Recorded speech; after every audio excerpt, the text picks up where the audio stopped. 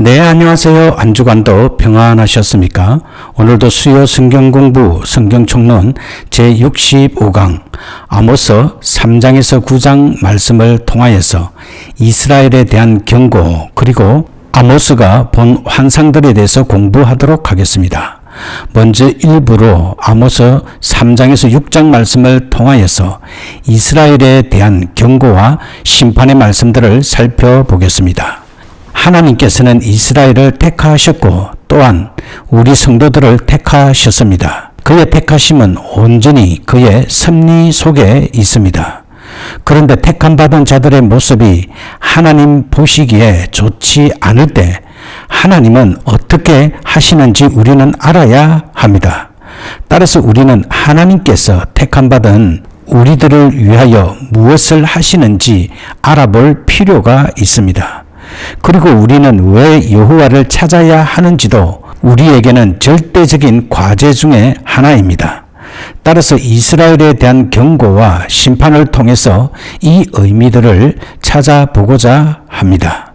아모스 3장에는 택함받은 자에 대해서 말씀하고 있습니다. 아모스 3장 3절에 두 사람이 의합치 못하고서야 어찌 동행하겠으며 라고 말씀하십니다. 이 말씀에 나타난 두 사람은 첫 번째는 하나님과 이스라엘을 가리킨다는 것이며 두 번째는 하나님과 선지자 자신을 가리킨다는 것입니다. 또 세 번째는 위에 두 가지 모두를 말한다고 합니다. 이 두 사람을 명확히 알므로써 본문을 좀 더 자세히 이해할 수 있기 때문입니다. 그리고 아모스 3장 3절에서 8절에 이르는 질문 형식들은 조건절을 달고 있습니다. 먼저 아모스 3장 3절에 나타난 두 사람이 하나님과 이스라엘을 가리킨다는 견해는 이스라엘은 하나님의 백성으로서 마땅히 그의 창조자시오 구속자이신 하나님과 뜻을 같이 하며 하나님과 동행해야 할 것인데 하나님을 반역함으로써 징벌이 임할 수밖에 없다는 것입니다.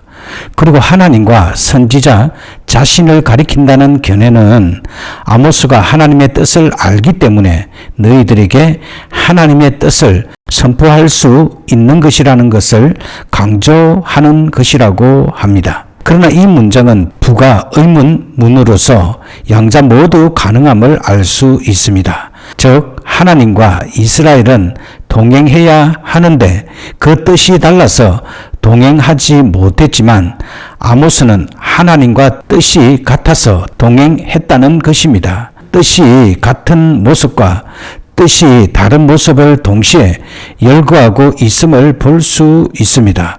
그리고 우리 인간은 하나님으로부터 충격을 받아야 하나님의 뜻을 파악하기 시작한다는 것입니다. 우리의 불신앙적인 무감각성을 지적한 것이라고도 할 수 있습니다. 따라서 우리는 택함받은 자들로서 택하신 하나님과 뜻을 같이 하여야 합니다. 하나님께서는 뜻이 다른 자와 동행할 수 없습니다. 그러나 오늘날의 사회는 일단 자신의 이익을 위해서 속으로는 달라도 겉으로 아무렇지 않은 듯이 행동하는 모습을 봅니다. 거짓과 가식이 판치는 이 사회를 잘 나타내주는 단면입니다. 그러나 하나님과 우리의 관계에 있어서는 이것이 통하지 않습니다. 확실히 자신의 진실성을 하나님께 보여주지 않는다면 하나님께서는 그 사람의 신앙을 인정하지 않을 것입니다. 하나님과 뜻을 같이 하는 것은 택함받은 자의 의무입니다. 자기의 뜻이 하나님의 뜻과 다르더라도 자신의 뜻을 굽혀 하나님의 뜻에 순종해야 합니다. 그리고 하나님은 심판을 선포하시는 분이십니다. 아모스 3장 4절에서 사자가 움킨 것이 없고서야 어찌 수풀에서 부르짖겠으며 라고 기록하고 있는데 그 의미는 다음과 같습니다. 사자는 먹이를 잡을 때에 두 가지 방법을 사용하는데 배가 비교적 고프지 않을 때는 수풀에서 숨어 있어 기다렸다가 적당한 때에 공격하여 먹이를 잡는 방법을 사용하는 반면에 배가 무척 고플 때에는 멀리서라도 먹이가 보이면 크게 부르짖습니다. 사자의 우렁찬 목소리에 짐승들은 무서워서 도망가지도 못하고 그대로 서 있다가 사자에게 잡혀 먹게 되는 것입니다. 본문에서 사자의 부르짖음은 후자의 경우를 말합니다. 오늘 말씀의 본문에서 사자의 부르짖음은 후자의 경우를 말합니다. 즉 먹이를 잡은 후에 부르짖는 것이 아니고 먹이를 보고 크게 포효하는 것을 말합니다. 따라서 이 말씀의 의미는 하나님의 심판을 미리 선포하는 것을 말합니다. 그 선포가 너무도 우렁차고 급해서 선지자 아모스가 두렵고 떨림으로 이스라엘 백성들에게 전하는 것을 의미합니다. 그리고 아모스 4장에는 그럼에도 불구하고 하나님의 경고를 듣지 않는 자들에 대해서 말씀하고 있습니다. 부모가 자식을 때릴 때 자식은 부모에게 반감을 가질 때가 많습니다. 이는 부모의 심정을 자식이 읽지 못했기 때문입니다. 하나님께서도 택한 이스라엘을 향하여 여러 가지 심판의 재앙들을 내리셨습니다. 이 재앙들은 그들에게 고통을 준 것입니다. 그러나 이러한 고통을 내린 이유와 그것이 단지 그들의 죄를 심판하는 것에 따를 결과라고 한다면 그 심판 후에도 그들은 정결한 의인이 되어야 합니다. 심판의 재앙이 주는 진정한 의미가 무엇인지 살펴보겠습니다. 첫 번째는 하나님께서는 돌아오기를 원하십니다. 하나님께서 그 재앙을 내리신 연후에 이스라엘 백성들이 하나님께로 돌아오기를 기다리고 계십니다. 이는 하나님께서 그들에게 돌아오라는 의미에서 재앙을 내리신 것임을 확인하는 것입니다. 그러나 이스라엘은 이러한 재앙의 의미를 깨닫지 못했습니다. 이스라엘은 자신들이 하나님 앞으로 나아가야 함을 깨닫지 못한 채 자신들의 주어진 환경의 현상으로만 파악했던 것입니다. 그래서 그들은 온전히 하나님께로 돌아오지 못하고 형식적으로만 돌이키게 되었습니다. 그리고 두 번째는 사랑의 징계로 알아라라는 것입니다. 종종 우리는 누가복음 15장에 나오는 탕자의 회개를 읽습니다. 그러나 진정 나 자신이 탕자의 모습과 같이 돌아가야 할 그곳이 있음을 깨닫지 못할 때가 있습니다. 하나님께서는 그러한 자가 돌아오도록 어떤 징계를 주십니다. 하나님이 주시는 사랑의 징계를 잘 받는 자는 항상 하나님과 뜻을 같이 할 수 있습니다. 그러나 그 신호를 받지 못하는 자는 주인을 찾지 못하는 개와 같이 세상의 거리를 방황하며 죄악의 쓰레기통을 뒤질 수밖에 없습니다. 하나님의 사랑의 징계를 분별할 줄 아는 지혜를 가져야 합니다. 그리고 아모스 5장과 6장 말씀에는 여호와를 찾으라 라고 말씀합니다. 고난의 의미를 알지 못했던 이스라엘은 이제 그 고난의 의미를 알게 되었습니다. 그러면 과연 미래의 그들의 살 길은 어디에 있으며 과거에 겪은 여러 가지 일들이 미래를 보장할 수 있다면 현재의 어떤 것들이 자신을 보장할 수 있는지 살펴보겠습니다. 먼저 우리는 하나님을 찾아야 합니다. 아모스는 이스라엘을 향해 하나님을 찾으라고 권면합니다. 그러나 이스라엘은 그분을 찾기는커녕 오히려 가나안의 신들에 현혹되어 우상을 섬겼으며 우상을 섬기는 방식으로 하나님을 섬겼습니다. 아모스는 하나님을 찾아야만 그들이 생명을 얻게 될 것이라고 강조하고 있는 것입니다. 그러면 우리의 살 길이 무엇인지 살펴보겠습니다. 형식적인 교회 출석과 형식적인 예배는 여호와 하나님을 잃는 것이요 자신의 생명을 끊는 것입니다. 우리는 진정으로 하나님을 찾아야 합니다. 하나님을 섬긴다고 하면서 실상은 자신들의 즐거움에 빠져 있는 자들은 하나님을 찾는 것이 아니라 자신들의 안위를 찾는 것입니다. 진심으로 하나님을 찾고 하나님께서 기뻐하시는 선을 행하며 공의를 세우는 자는 자신의 살 길을 하나님에게서 찾을 수 있습니다. 하나님에게서 택함을 받은 자는 하나님과 하나가 되어야 합니다. 이것은 하나님의 뜻입니다. 만약 이 뜻을 이루지 못할 때 재앙이라는 도구를 사용하시어 그 뜻을 이루시고자 하십니다.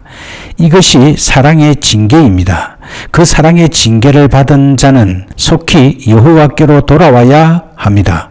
오늘날도 여호와를 찾지 못하고 방황하는 자들이 있다면 지금 바로 여호와께 나와 무릎을 꿇어 기도해야 할 것입니다. 그리하면 우리는 살게 되는 것입니다.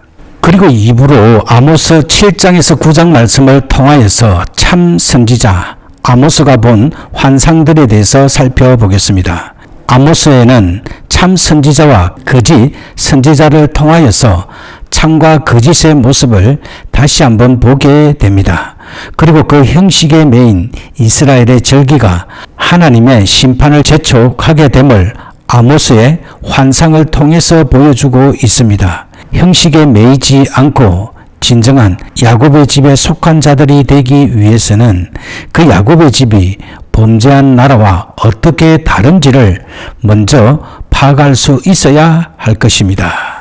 아모스 7장에는 참 선지자에 대해서 말씀하고 있습니다. 아모스와 아마사 사이에 참과 거짓에 관한 논쟁이 벌어졌습니다. 환상을 보고 그것에 관하여 예언한 아모스와 이에 대해 자신의 위치를 보전하여 아모스를 제거하려는 직업적인 제사장 아마사는 둘 다 하나님의 이름을 앞세워 자신들의 주장을 내세웠습니다. 아마사는 왕에게 아모스의 거짓됨을 주장했습니다. 이런 광경을 보면서 참 선지자는 무엇을 말하며 그리고 참 선지자는 하나님의 백성을 위해서 무엇을 해야 하는지 살펴보겠습니다. 따라서 참 선지자는 잘못된 것을 지적할 수 있어야 합니다. 하나님께서는 아모스에게 환상을 보여주셨는데 그 내용은 이스라엘이 받을 재앙이었습니다.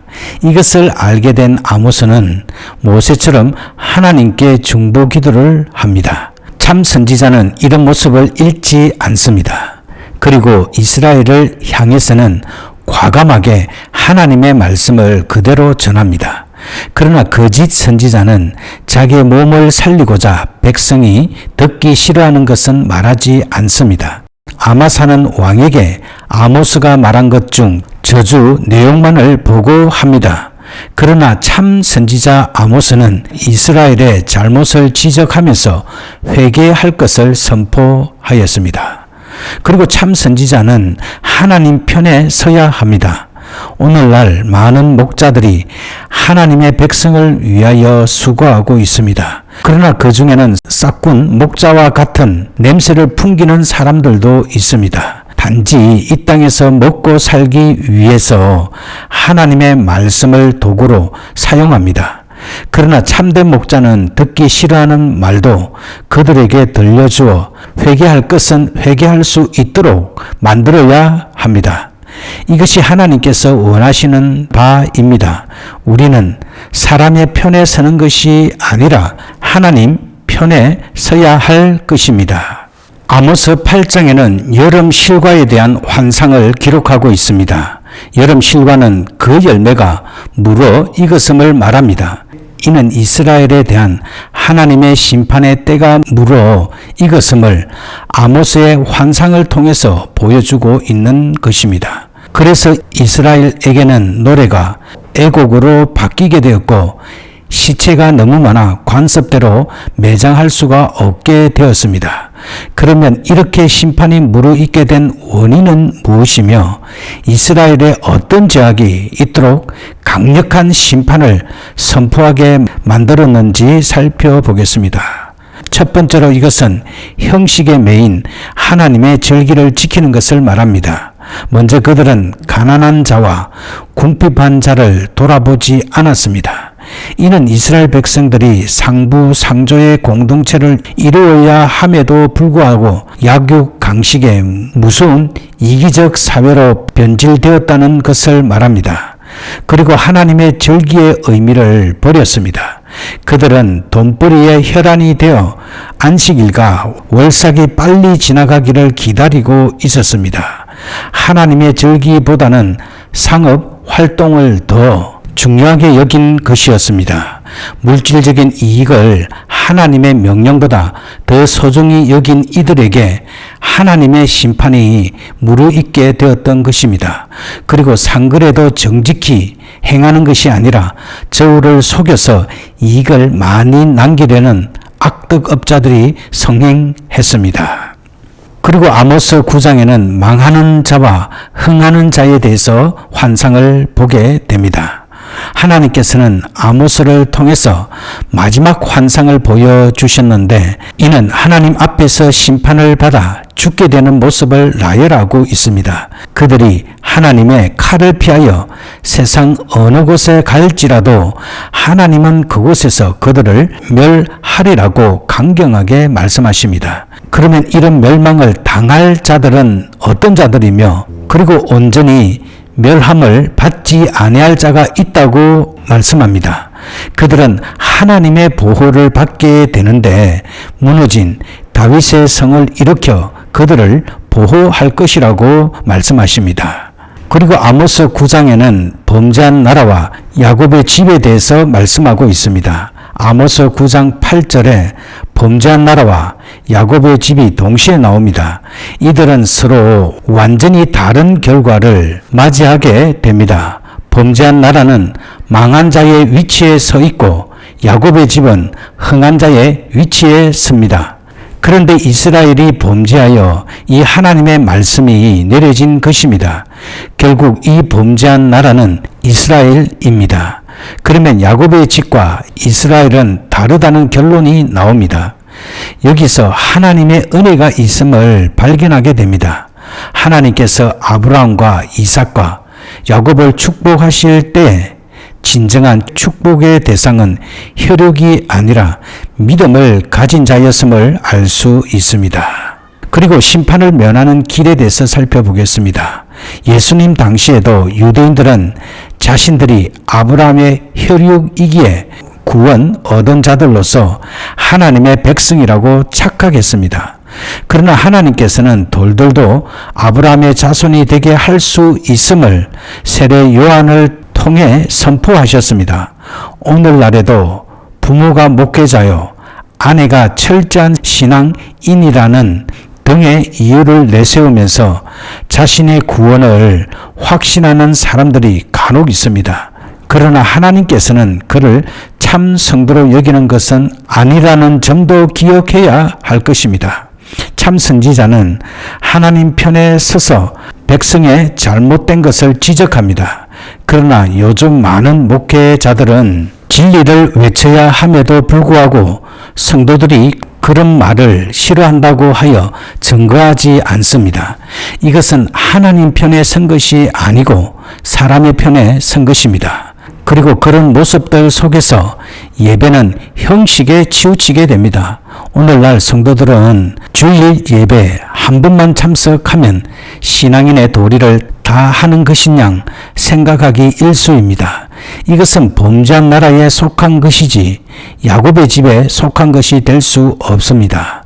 망하는 자의 위치가 아니라 흥하는 자의 위치에 서기 위해서 말씀을 선포하는 자는 필요한 모든 말씀을 하나님의 편에서 선포해야 할 것이며 말씀을 받는 백성 또한 겸허히 질책을 받아야 할 것입니다. 그리고 이제 아모스가 본 환상들을 살펴보겠습니다. 첫 번째, 황충의 환상. 선지자 아모스가 본 첫 환상은 아수르의 공격을 예표한 환상입니다. 아수르는 이스라엘을 세 차례에 걸쳐 공격함으로써 완전히 점령하였습니다. 이 황충의 환상은 아수르의 공격 중에 첫 번째 공격을 상징합니다. 즉 아수르가 황충으로 상징된 것입니다. 히브리 원문에서 황충은 많은 현대어 성경에서는 메뚜기로 번역되고 있습니다. 그리고 이 단어의 어근은 큰 무리를 가리킵니다. 수많은 곤충의 무리가 어느 것이든 상관없이 곡식을 먹어 치우는 환상인 것입니다. 여로보암 2세 이전에는 이스라엘이 다메섹 왕 하사엘에게 압박당하면서 크게 곤욕당하고 있었습니다. 당시에 다메섹의 아람 군대는 이스라엘의 영토를 통과하여 예루살렘과 블레셋을 공격할 정도였으니 가히 이스라엘의 사정을 짐작할 수 있습니다.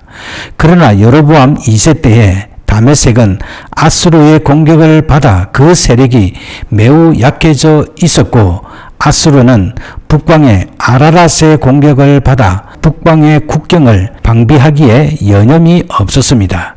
이때를 이용하여 여로보암 2세는 세력을 확장하여 하맛 어구에서부터 아라바 시내에까지 이스라엘 영토를 확장하였습니다. 이 영역은 솔로몬 시대의 영토와 맞먹는 것이었습니다.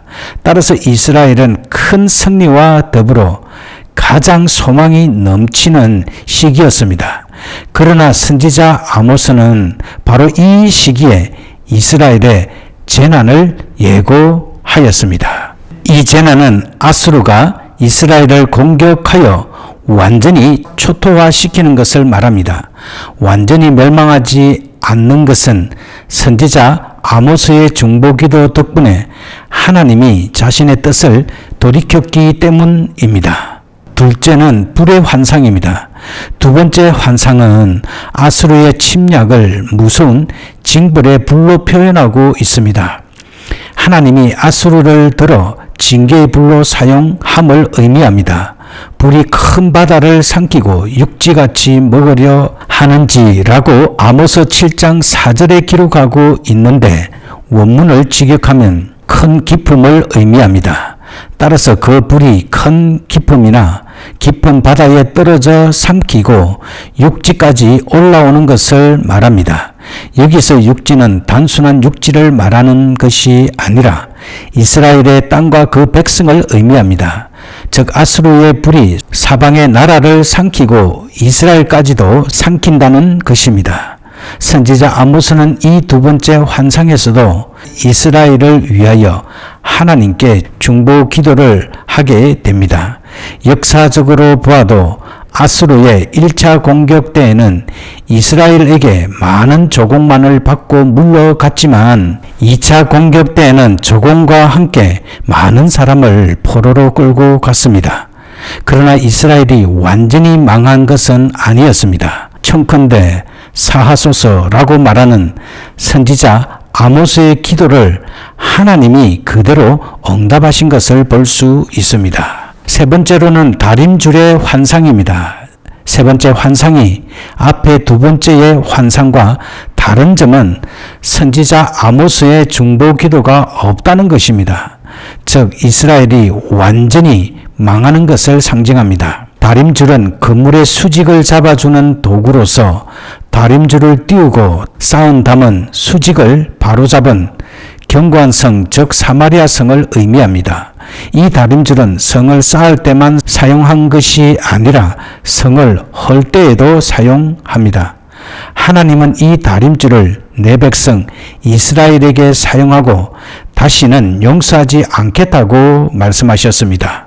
실제적으로 이스라엘은 아수르의 3차 공격으로 주전 722년에 완전히 패망하였습니다. 하나님은 자신이 택한 백성을 사랑하십니다. 그러나 이들이 행하는 죄악을 간과하시지는 않습니다. 하나님의 공의를 위하여 죄악 중에 있는 백성을 악한 이방 백성들을 통해서 징계하십니다. 그러나 이방인들에게는 이러한 기회가 주어지지 않고 영원한 멸망만이 있는 반면 하나님은 자신의 백성의 징계가 끝나면 다시금 회복하십니다. 이것이 하나님의 자녀된 자들의 축복입니다. 그리고 네 번째로는 여름 실과의 환상입니다. 하나님은 광주리에 담긴 한 여름 실과들을 보여주십니다. 이것은 광주리에 담긴 여름 실과는 결국에는 썩을 수밖에 없음을 말하며 이스라엘은 부패로 결국은 멸망할 수밖에 없음을 보여주는 것입니다. 여름 실과의 환상은 다음 세 가지로 해석이 가능합니다. 첫째는 여름 실과 그 자체가 끝을 의미한다는 것입니다. 완전히 익은 여름 실과는 더 이상 보관할 수가 없습니다. 이처럼 죄악이 관영한 이스라엘을 멸망시키겠다는 해석입니다. 둘째는 광주리에 주안점을 둔 해석입니다. 즉 익은 여름 실과를 나무에 두지 않고 광주리에 옮겨 필요가 없다는 것으로 이스라엘 백성이 포로로 잡혀 본토에서 옮겨갈 것이라는 해석입니다. 셋째는 여름 실과의 추수는 마지막 수확을 의미한다는 해석입니다. 여름에 좋은 것은 일찍부터 수확하기 시작하고 나중에는 흠이 있는 것을 거두어 드립니다.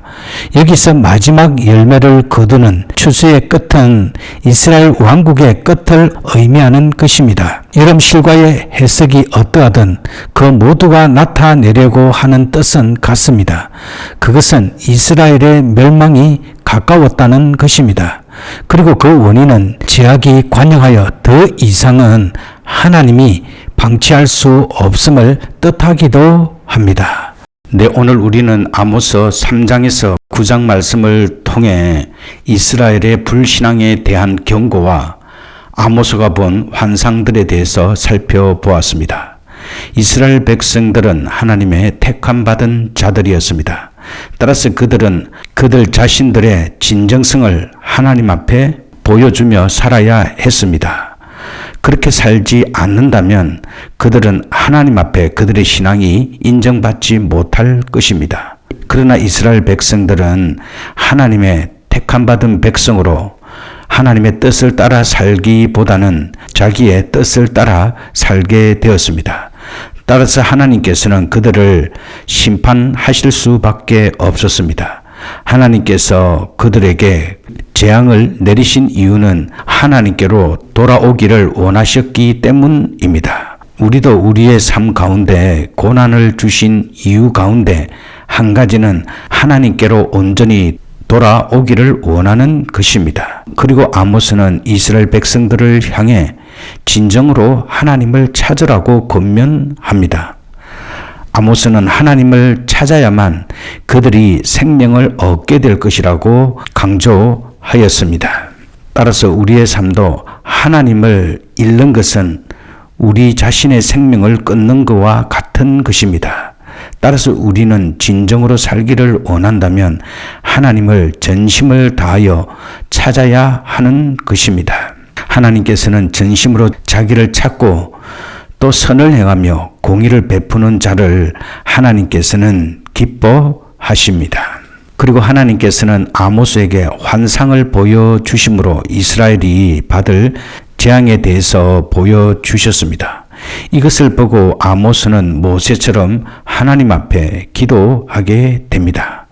바로 이런 모습이 오늘날 현대를 살아가는 우리 그리스도인들에게 필요한 모습입니다. 우리는 죄악으로 타락해 가는 이 세상을 향해서 과감하게 하나님의 말씀을 그대로 전거하여야 합니다. 말씀을 그대로 전한다는 의미는 이 세상의 죄를 지적하며 회개할 것을 선포하는 것입니다. 하나님 앞에 잘못을 회개하고 돌아올 때 하나님께서는 온전히 멸하지 아니하고 하나님의 보호하심을 받게 됩니다. 이 보호하심 가운데 살아갈 때 우리는 예수 그리스도 안에서 승리하는 삶이 되기 때문입니다.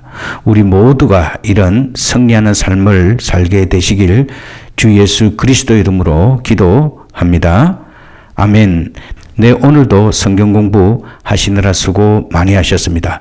편안한 오후 시간 되시고요. 다음 주에 또 공부하도록 하겠습니다. 샬롬.